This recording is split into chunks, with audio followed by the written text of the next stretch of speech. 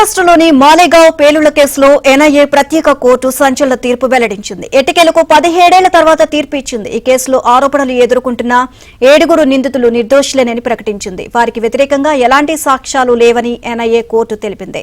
పేలుళ్ల వెనుక కుట్ర ఉన్నట్లు, పురోహిత్ బాంబు పెట్టినట్లు ఆధారాలు లేవు ఎన్ఐఏ కోర్టు పేర్కొంది. ఇక ప్రజ్ఞాజయకు వాడినట్లు కూడా ఎలాంటి ఆధారాలు లేవని, అందుకే వారిని నిర్దోషులుగా ప్రకటిస్తున్నట్లు ఆదేశాలు ఇచ్చింది. ఇక 2008లో జరిగిన మాలేగావ్ పేలుడులో 6 మృతి చెందగా 100 మందికి గాయాలయ్యాయి.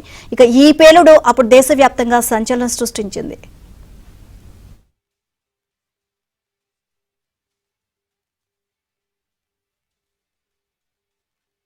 मालेगांव में हुए बॉम्ब ब्लास्ट पे जो केस हुए थे, जिन्हें एक्यूज बनाया गया था, उसमें आज निर्दोष मुक्तता कर दी गई है आरोपी की। सर, आप किसके वकील थे? मैं आरोपी नंबर 11 का वकील था, जिसका नाम है Sudhakar Chaturvedi. Sir, mobile spot पे मिले थे, आरडीएक्स स्पॉट में मिले थे, गाड़ी वहाँ पे क्या कोर्ट ने इस बारे में क्या कोर्ट ने सीधा कहा है कि जो मोबाइल या गाड़ी है, जिनकी मालिकाना जिसकी मालिक है, ऐसा कोई भी प्रूफ प्रोसिक्यूशन ने नहीं लगा पाया कि किन से रिलेटेड था बोल के।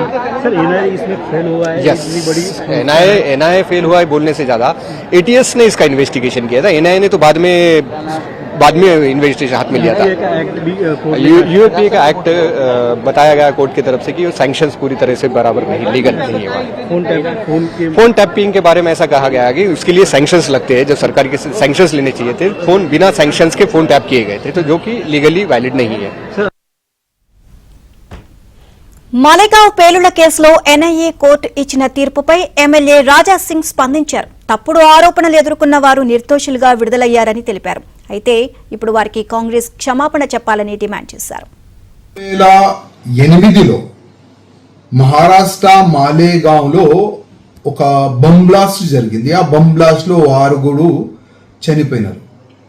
ఆ సమయంలో ఉన్న కాంగ్రెస్ గవర్నమెంట్ హిందువుల పైన ఆరోపణలు చేసుకుంటా 7 మెంబర్స్ పైన కేసు బుక్ చేసి జైలుకి పంపిస్తున్నారు.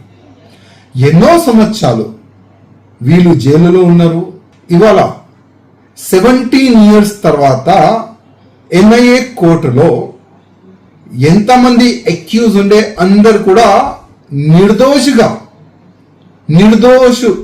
వీళ్ళకి అసలు కేసు చేయలేదు, వీళ్ళు నిర్దోషులు అని కోర్టు తీర్పు ఇచ్చినది. ఇవాళైనా కాంగ్రెస్ వాళ్ళు క్షమాభిక్ష అడగాలే మా సాధు సంతుల ముందు. సాధ్వి ప్రజ్ఞా సింగ్ ఠాకూర్ కి గాని కర్నల్ పురోహిత్ ముందు తల వంచి మాతోని తప్పు అయింది అని కాంగ్రెస్ వాళ్ళు చెప్పాలని నేను కాంగ్రెస్ వాళ్ళకి ఒక మాట చెప్తున్నాను.